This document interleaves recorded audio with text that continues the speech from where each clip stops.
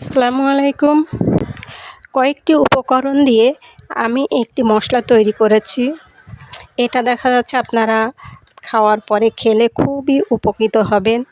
প্রতিটা জিনিসেরই গুণাগুণ অসাধারণ। এগুলো আমাদের শরীরের বিভিন্ন উপকার সাধন করে থাকে।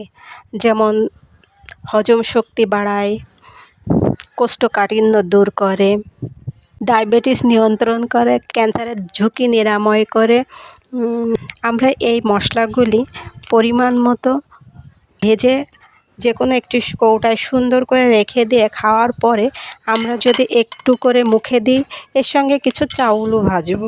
আমাদের খাওয়ার পরে এগুলো খেলে মুখের রুচিও আসবে এবং শরীরের বিভিন্ন উপকার সাধন করবে।